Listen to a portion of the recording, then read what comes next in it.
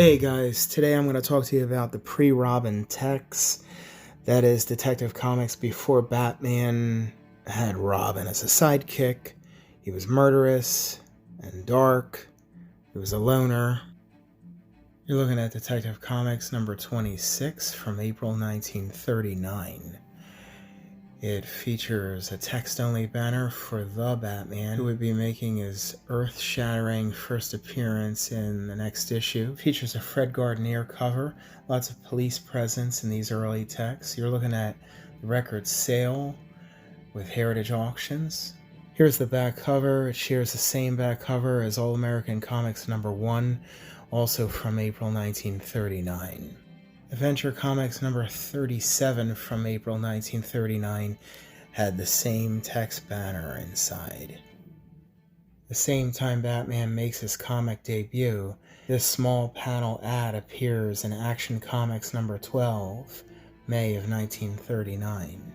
First appearance of the Batman, Bruce Wayne, and Commissioner Jim Gordon. One of the top 3 most important comics ever published. After DC Comics' huge success with Superman, editors were looking for another superhero to cash in on. Young creators Bob Kane and Bill Finger came up with and developed the Batman.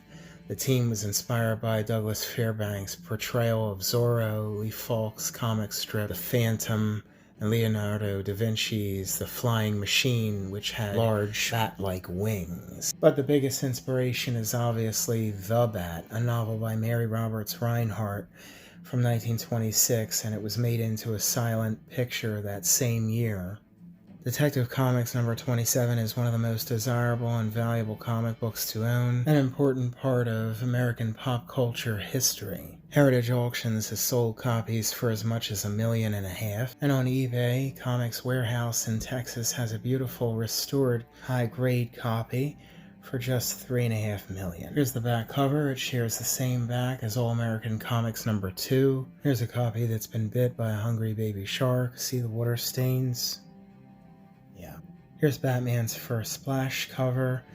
The story was The Case of the Chemical Syndicate. You're looking at authentic interior, an off-white page, Bob Kane artwork.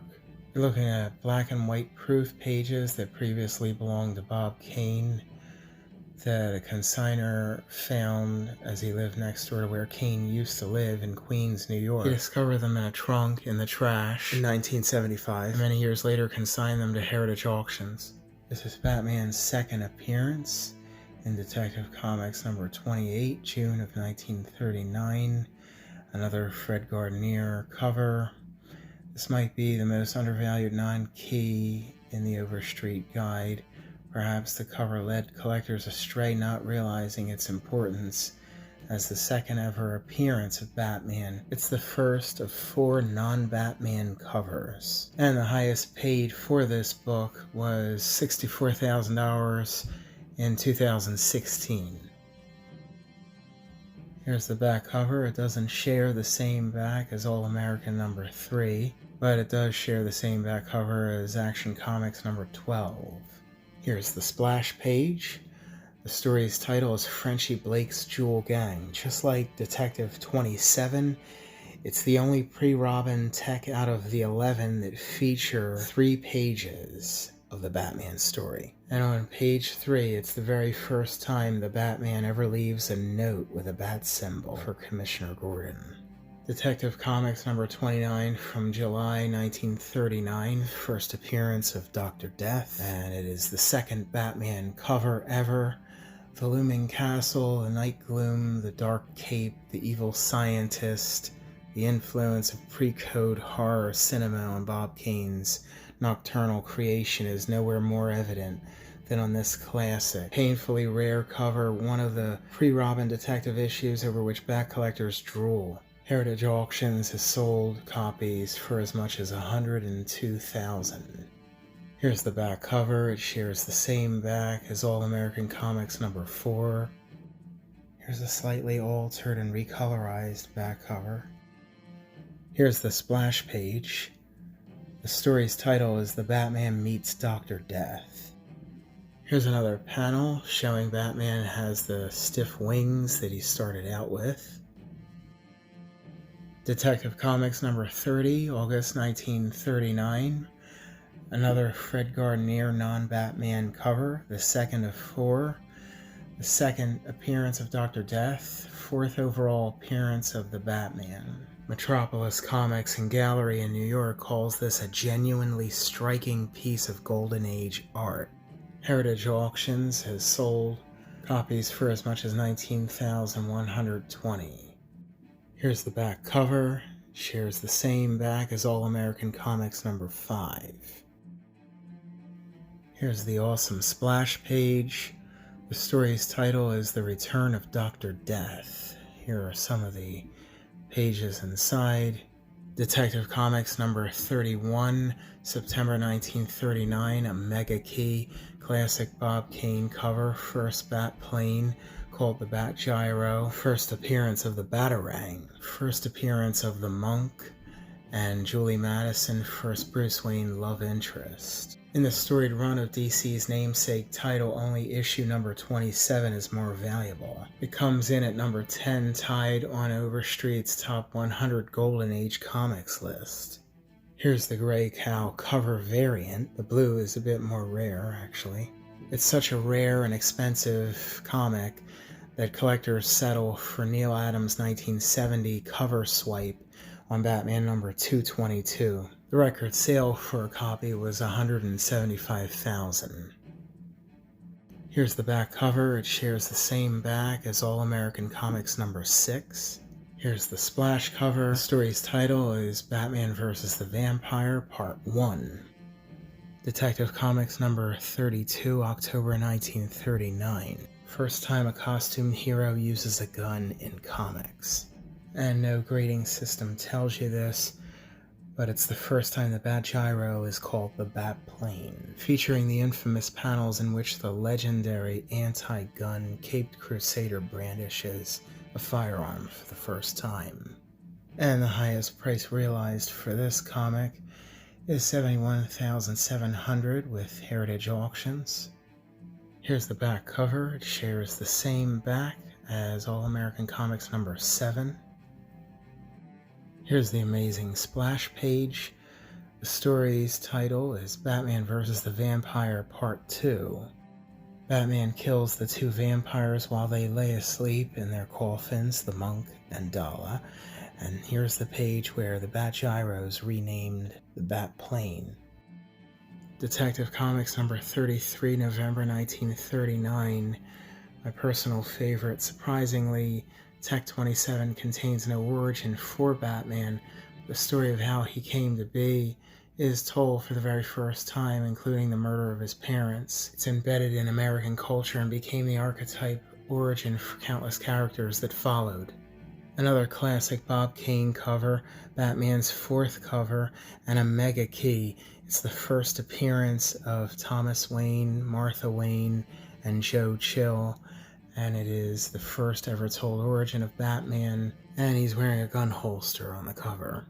Sometimes they do this. CGC has a variation of their label. One is more informative. In 1941, Bob Kane pays tribute to his own cover with Detective Comics number 54. And the highest price realized was with Heritage Auctions at $167,300. Here's the back cover. It shares the same back as All American Comics number 8. Here's the splash page. The story's title is The Batman Wars Against the Dirigible of Doom. Here's the origin page. They recolorize it for Batman number 1 the following year. Detective Comics number 34, December 1939. Last Crimson Avenger cover, last non-Batman cover, last Batman appearance in 1939. It was the December issue, so Christmas colors were used for the cover. The main graphic of Batman at the top of the cover was used by Chip Kidd for the 2000 Masterpiece set case design, and the highest paid for a copy was $19,120 with Heritage Auctions. Here's the back cover. It doesn't share the same back as All American Comics number 9, but does share the same back with Action Comics number 19. Here's the splash page. The story's title is Peril in Paris.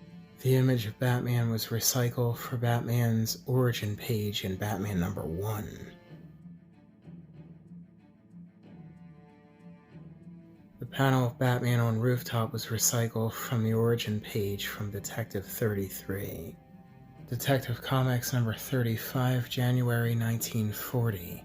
Classic Batman hypodermic needle cover. Classic Batman splash page where he's holding a smoking gun. And CGC's notes read, consecutive Batman covers begin, meaning no more non-Batman covers. It's also a bondage cover, and the bright red banner assures readers he would appear in every issue thereafter. This classic image captures all the gruesome drama and atmosphere beloved of Year One Batman and shows why the character quickly vaulted to the top of the collective consciousness of Golden Age comic readers. The highest price realized to date was with Heritage Auctions at $119,500. Here's the back cover. It shares the same back as All American Comics number 10. Here's the splash page that everyone loves. The story's title is The Case of the Ruby Idol. Detective Comics number 36, February 1940. This issue features the first appearance of Professor Hugo Strange, Batman's first major villain, as well as the first appearance of his Finn gloves. And it's another great early Bob Kane cover. The highest recorded sale for a copy was $65,500. Here's the back cover. It shares the same back as All American Comics number 11. This is the overleaf. It's not the traditional splash cover. It appears the next page. The story's title is Professor Hugo Strange. Here's the Brazilian version of that splash, side by side with the US. Here's the first time we ever see Hugo Strange. Here's a small panel ad from this issue. And what's fascinating is that it's like a glimpse into the future. 10 issues later, they kill off Hugo Strange in Tech 46. It's like they planned that cover ahead of time. Here's some killer panels from Tech 36.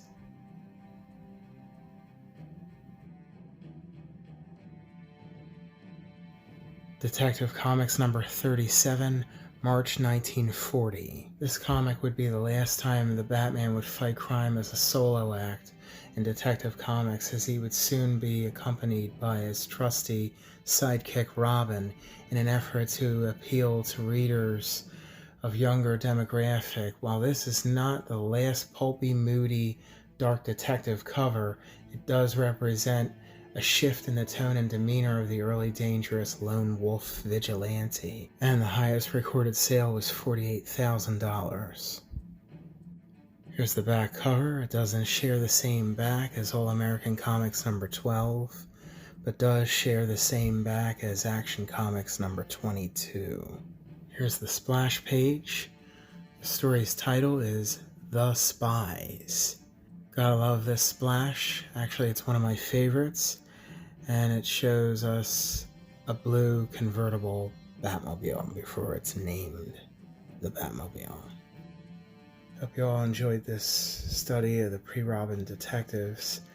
I'll leave you with this candid photo from 1939 of Tech 27 on the newsstand.